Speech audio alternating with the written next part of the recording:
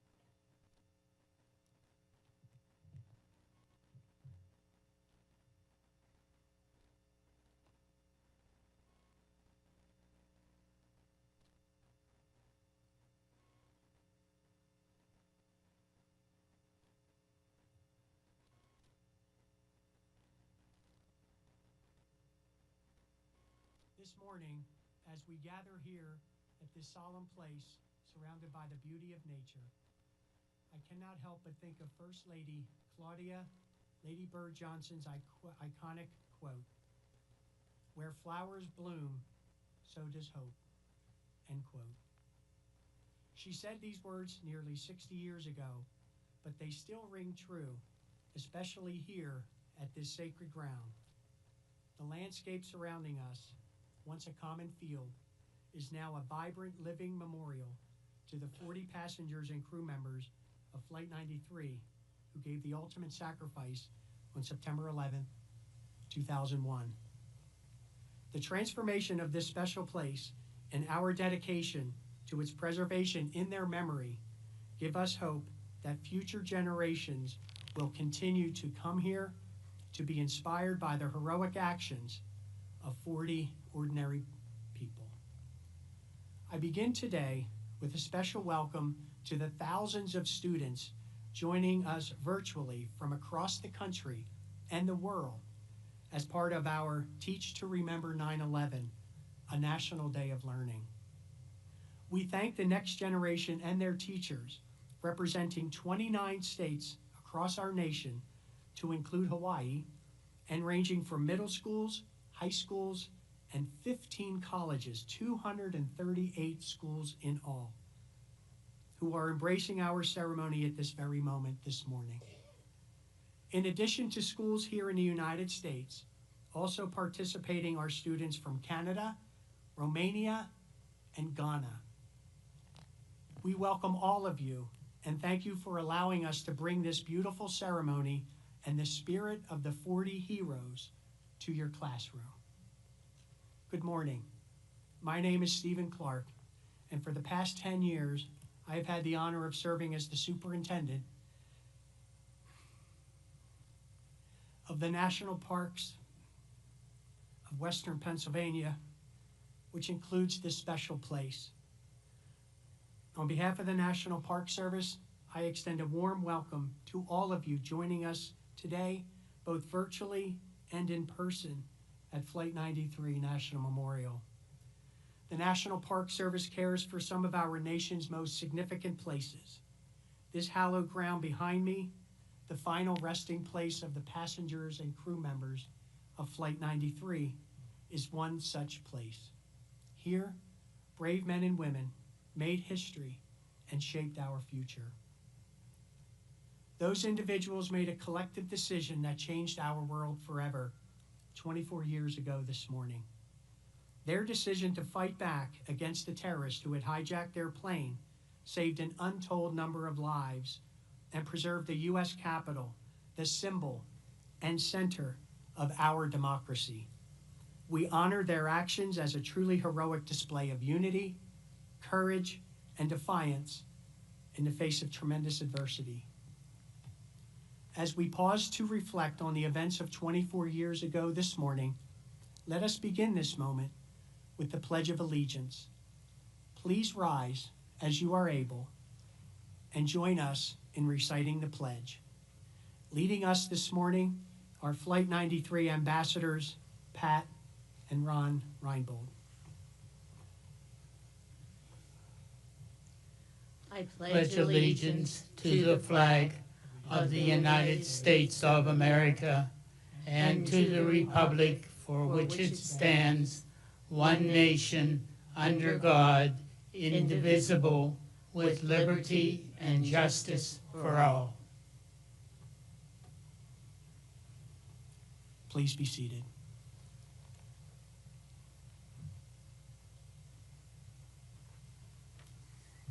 Thank you, Pat and Ron, Mr. and Mrs. Reinbold, as I like to refer to them, for leading today's Pledge of Allegiance and for your 15 years of dedicated service to this special place.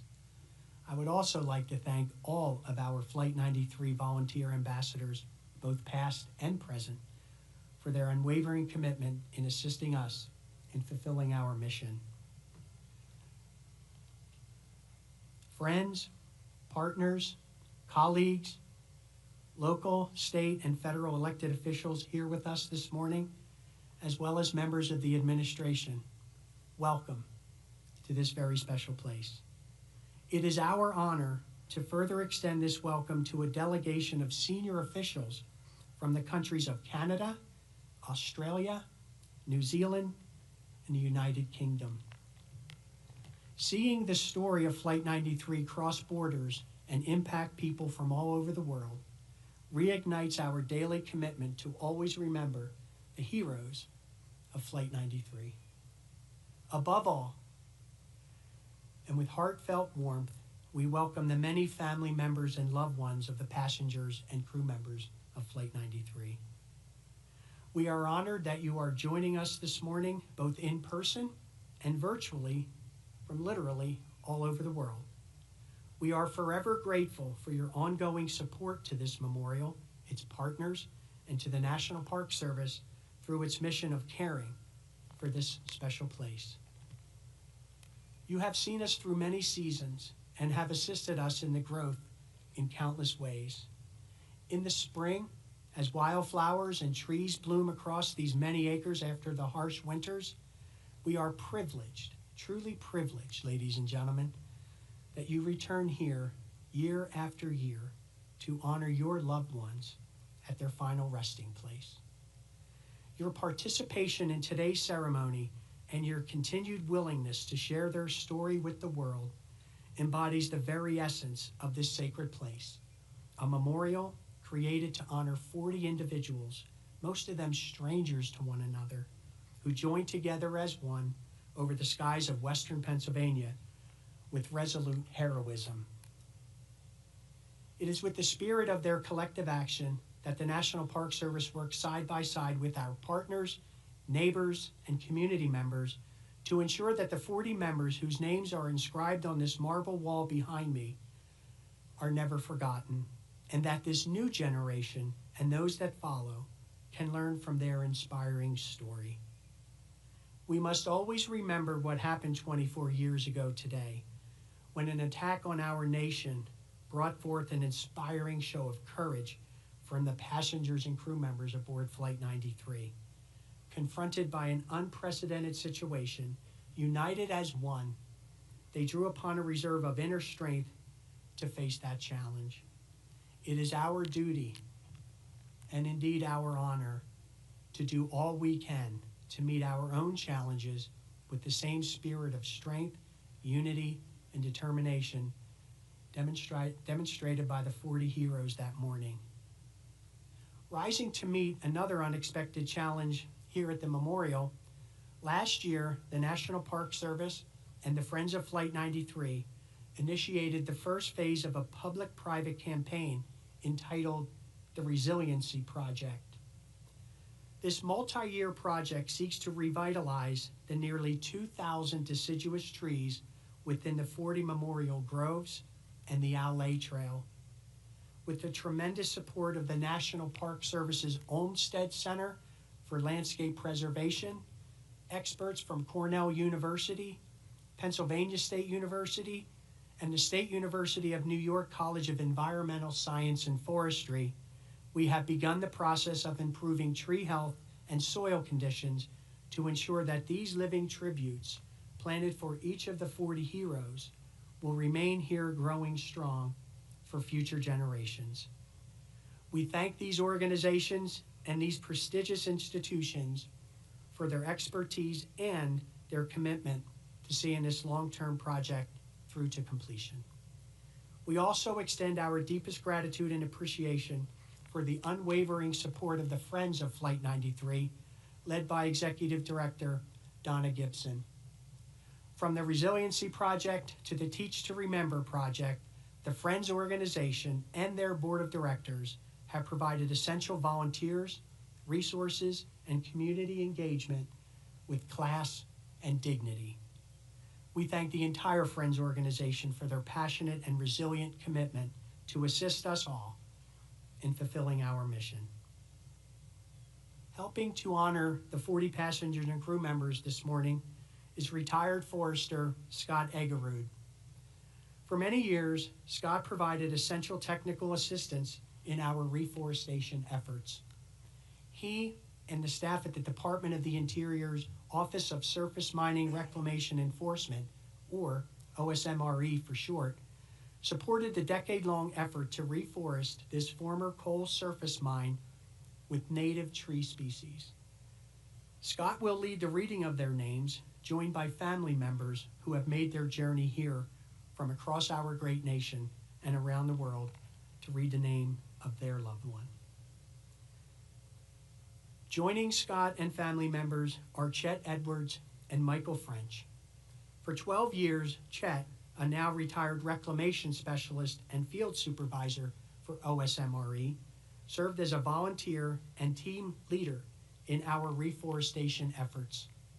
Chet is joined by Michael French, the director of Green Forests Work, a nonprofit organization who has provided funding, tree seedlings, equipment, and expertise to the memorial.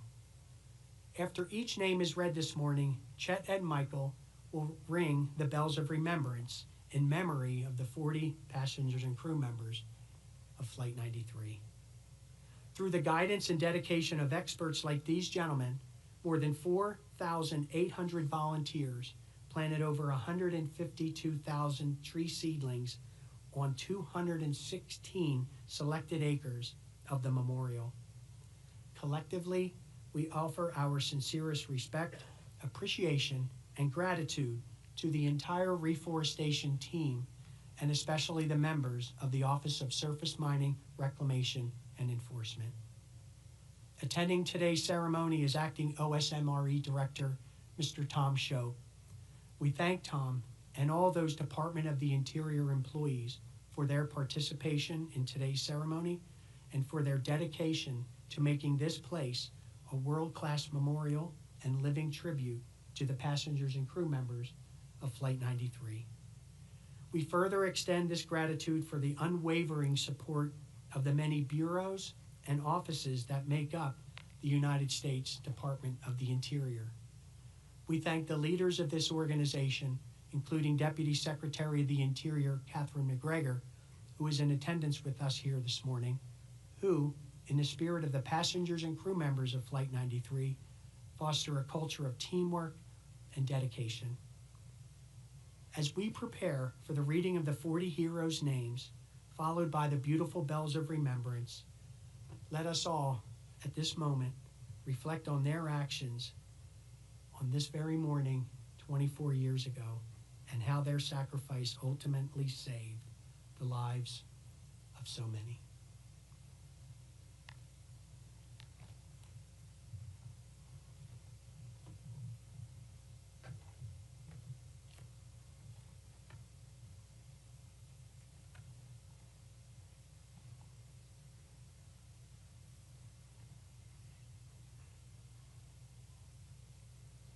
Christian Adams.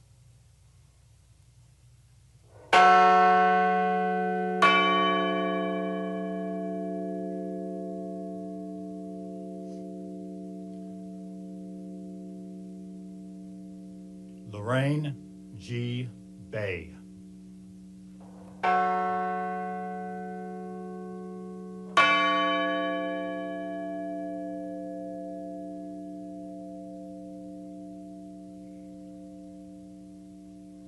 Todd M.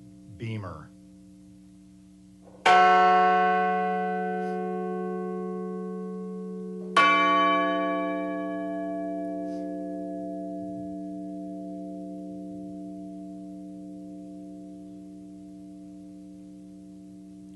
Alan Anthony Bevan.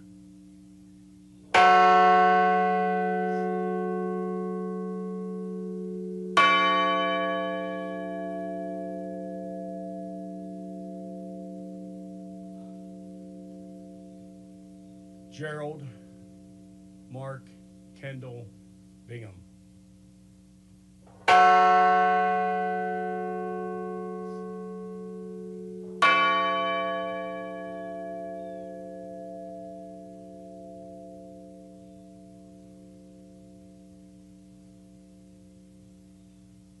Sandy Waugh Bradshaw.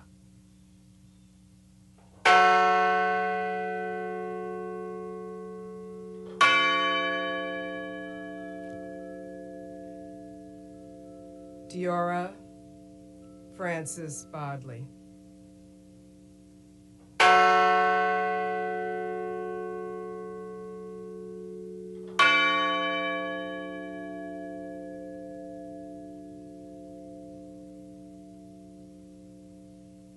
Marion R. Britton.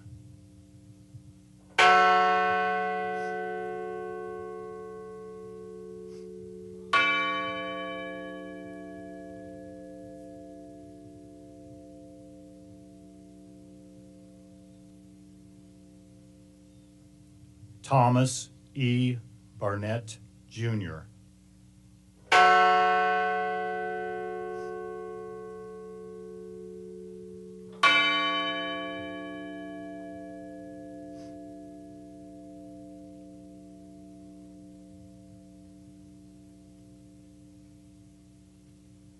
William Joseph Cashman.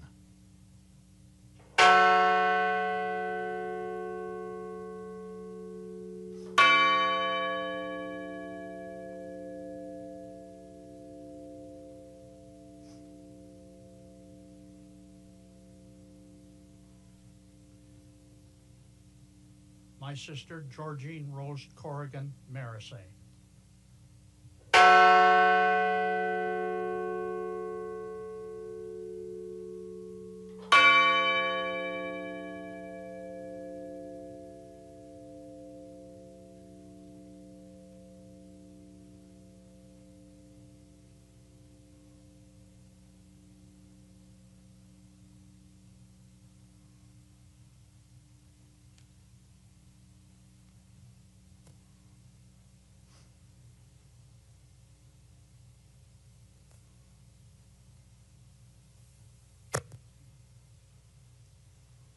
Patricia Cushing.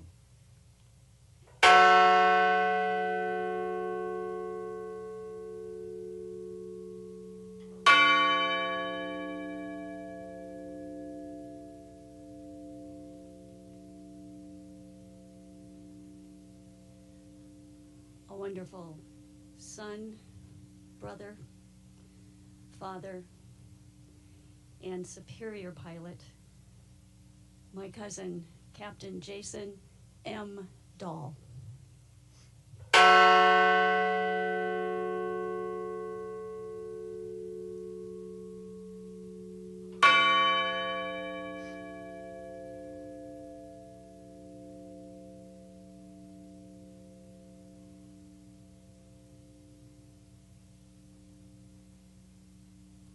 Joseph DeLuca.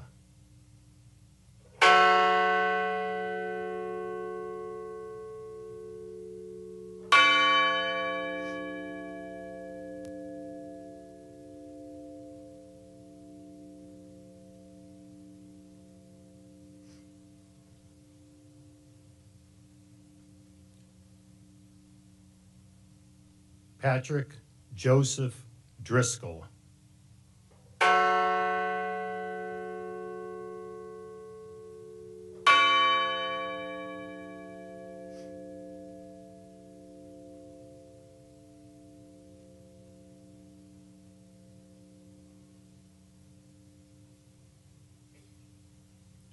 Edward Porter Felt.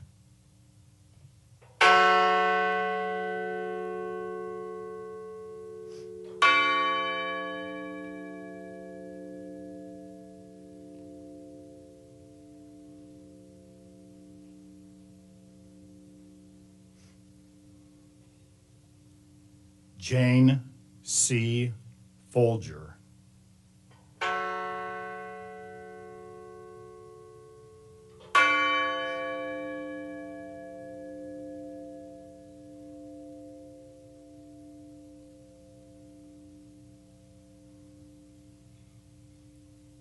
Colleen L. Fraser.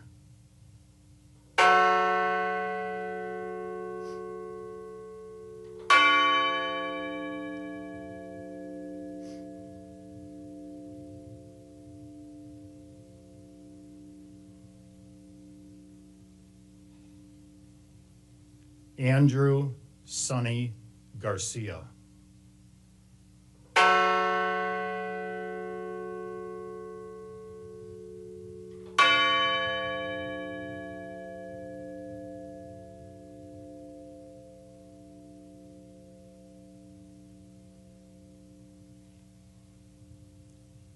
Jeremy Logan Gilk.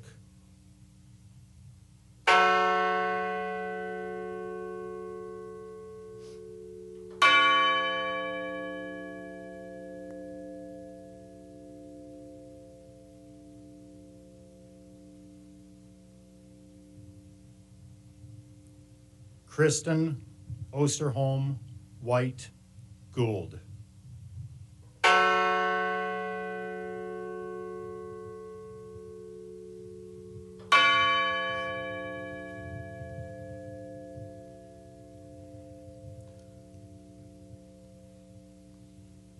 Lauren Catuzzi Grandcolas and unborn child.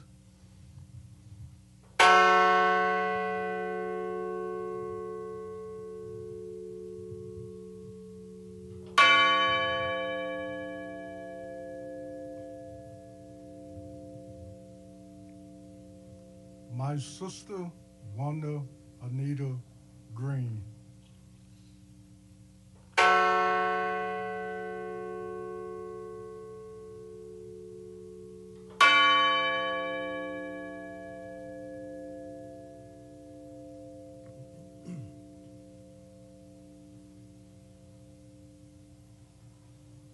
Donald Freeman Green.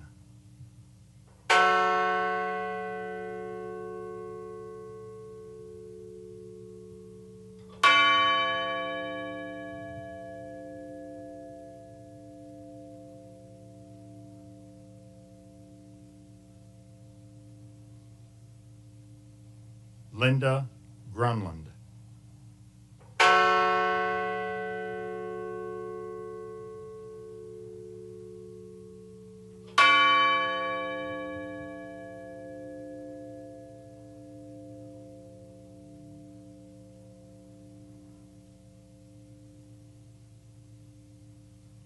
Richard J. Wadagno.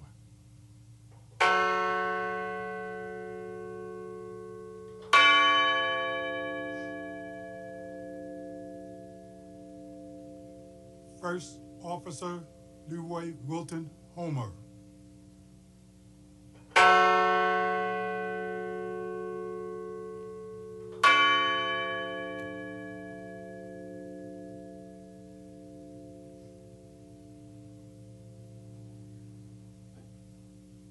My son, Toshia Kuge.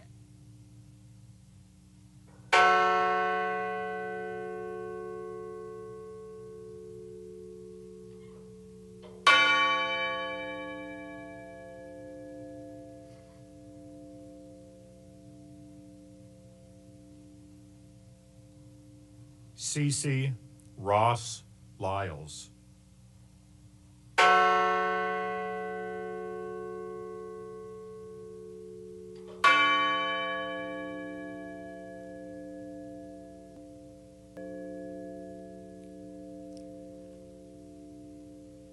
Louis Joey Nacky II.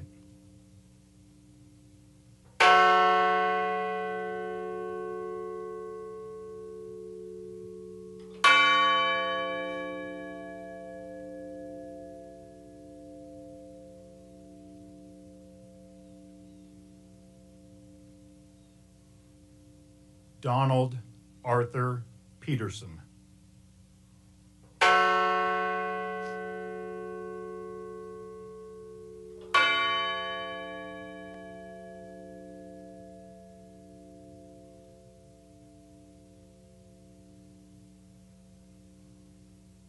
Jean Hoadley Peterson.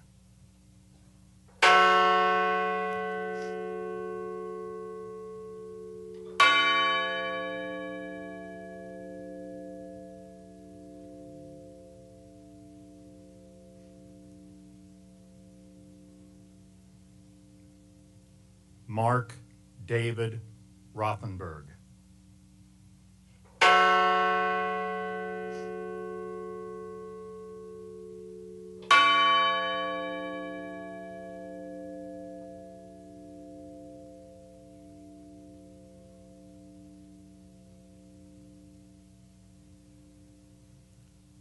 Christine Ann Snyder.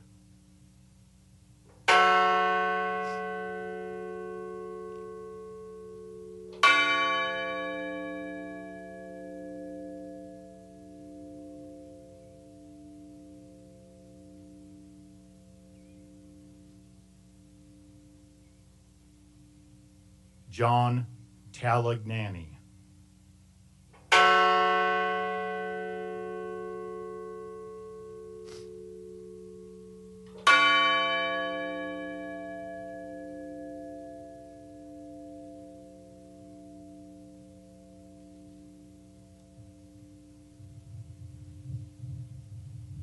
Honor Elizabeth Wenino.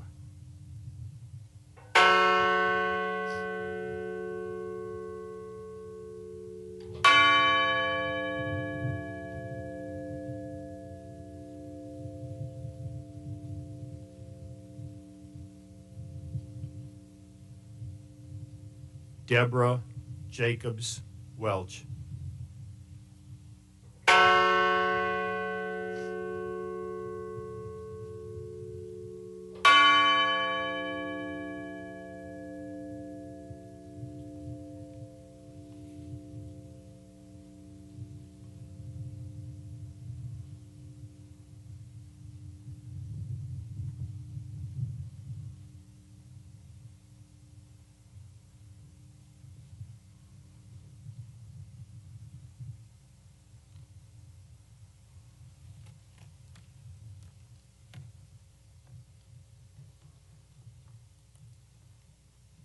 Thank you, Chet, Scott, Michael, and family members for that beautiful tribute to our 40 heroes. At this time, let us join together in spirit for a moment of remembrance and solitude by offering an interfaith prayer of resiliency, healing, and peace. Leading our invocation will be Reverend Robert J. Way. Pastor Bob, as he is better known, was a new pastor at the Good Shepherd Lutheran Cooperative in Shanksville, Pennsylvania on September 11, 2001. He provided comfort and counsel to local community members and went on to serve as a volunteer ambassador here at the memorial and on the task force that helped develop this beautiful landscape you see here today. Reverend?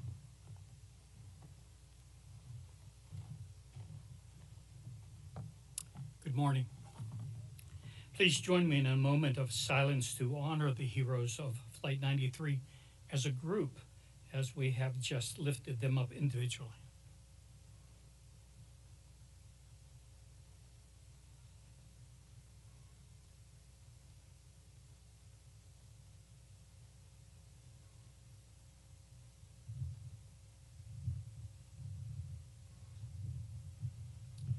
Thank you. Approximately 23 years ago, a collaborative group of stakeholders, including local community members, first responders, government officials, and representatives from the Flight 93 families, gathered to discuss erecting a memorial to honor the 40 individuals who heroically fought against terrorists to prevent further loss of life. Our deliberations centered on creating a lasting tribute that would honor both their immediate sacrifice and as an enduring legacy of these courageous individuals. We extend our gratitude to Paul Murdoch for bringing our vision and our mission to fruition. What was once a common field is now a field of honor. It is our privilege to continue moving forward to preserve and nurture this hallowed place, hallowed not by us, but by the lives of your loved ones. When Adam Schaefer invited me to return and speak, I earnestly accepted the opportunity to continue in that mission and to further establish the vision of this field as a place of healing. Looking back, we might think that the healing began with the excavation and the repair of the land at the crash site. But even that beginning had a deeper intent, that what we would ultimately accomplish would be to transform minds and to mend, to heal broken hearts and broken spirits. You see, from the memorial grove of trees with its sense of a diverse unity to the diverse species of wildflowers that grow and change from spring to fall in the fields behind us, from the small but noticeable changes to the landscape here, which we refer to as the bowl, which I've always envisioned as hands cupped to embrace all who enter, to this memorial wall with its design, signifying again the connectedness of individuals. The wall continues to bring many people together as a family. The vision is one of bringing us face to face with the acknowledgement that life, true life, is experienced in this place. So I ask you to join with me in a moment of silence, a moment of reflection.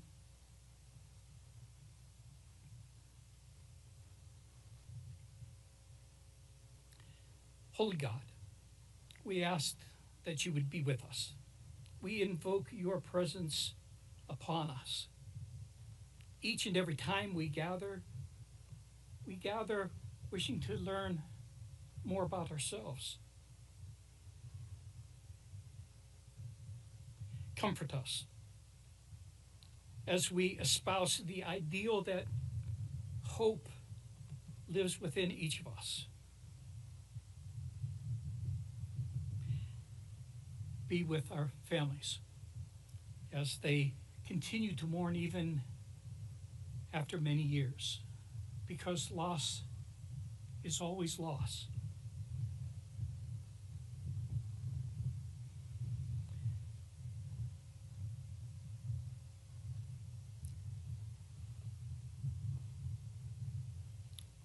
The wall that continues to bring us together is separated by little gaps between each of the names.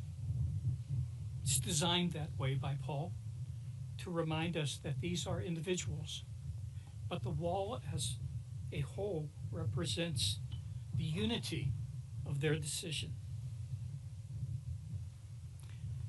So, Holy One, we seek your guidance. We seek inspiration, knowledge, and hope. We seek your guidance as we persist in our efforts to affirm that life always triumphs, that life continues even amid heinous terrorist acts. And we humbly gather here with the hope that our lives may change as well. Small changes, but changes nonetheless. Be with us then as we continue throughout this day, throughout this ceremony. Comfort us and confront us.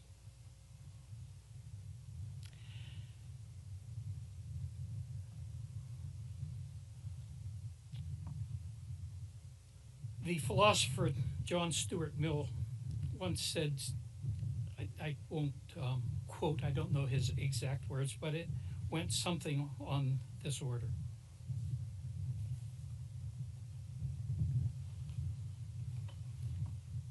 Evil needs nothing more to succeed than this: that good people would look on and do nothing. Indeed, it would be difficult to call that person good who fails to, at that very least, protest when evil is witnessed. So, Holy One, comfort and confront us. Provoke us to to action when we see the wrong. Thank you all.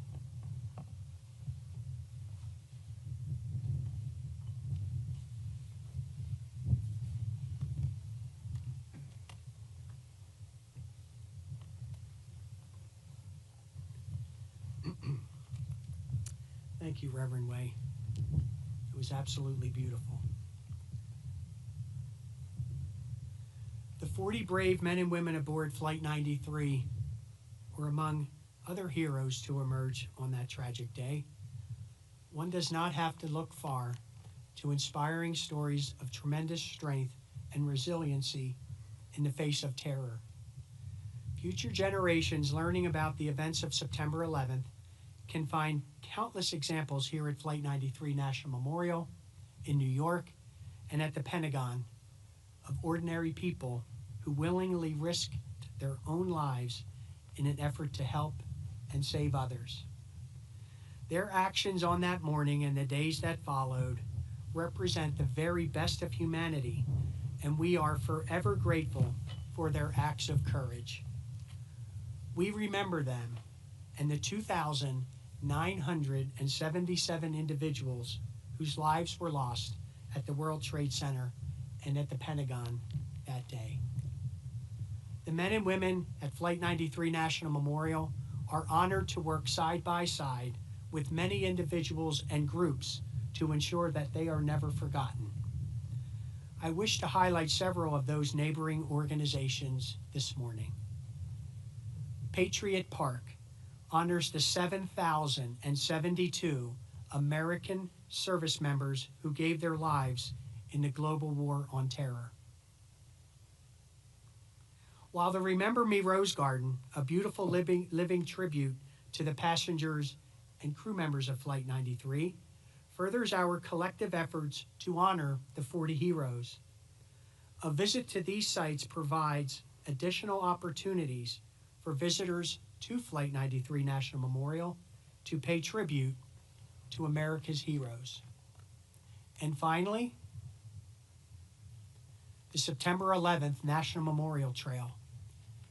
Founded by David Brickley, who is joining us this morning, this trail, ladies and gentlemen, this trail brings walkers, runners, and cyclists to this site as part of a 1,500-mile system which connects the three 9/11 attack sites. We thank David and all of our partners for their efforts in developing new ways to pay tribute to those lost in the terrorist attacks of September 11th.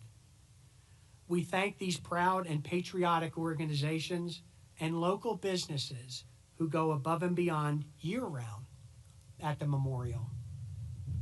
Individuals like local business owner Danny Dively have exhibited tremendous pride and craftsmanship across the memorial and are greatly appreciated by staff, volunteers, and visitors. Danny and his wife Annie are joining us this morning for this very special ceremony, and for that, we are grateful. The dedicated work of so many ensures that the legacy of September 11th is carried on to the next generation forever. This includes the essential support of countless external partners such as the Pennsylvania State Police and other law enforcement agencies, the Somerset County Emergency Management Agency, state and local emergency medical services, the American Red Cross, the Salvation Army, and the National Weather Service, just to name a few. Every day, ladies and gentlemen, they work hand in hand with the National Park Service every year to conduct this beautiful memorial observance. We are continuously grateful for the willingness of so many to do all they can to honor and remember the 40 heroes and our nation now and forever.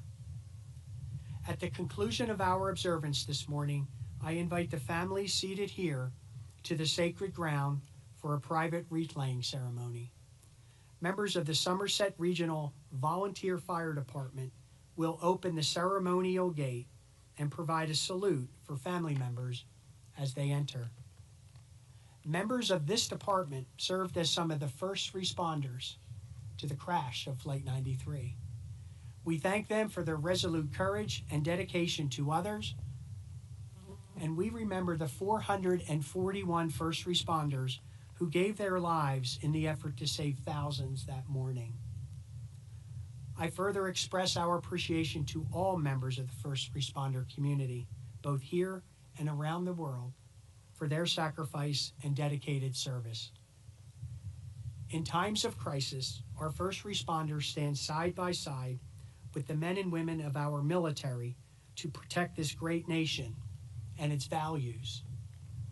We owe our servicemen and women and their families a debt which can never truly be repaid for the sacrifices they have made to save lives and preserve our freedom. Additionally, and with the utmost of respect, I would like to thank the men and women now serving and who have served in our country's military. Joining us this morning is the Secretary of Veterans Affairs, the Honorable Douglas A. Collins. Thank you, sir, for joining us this morning on this sacred ground.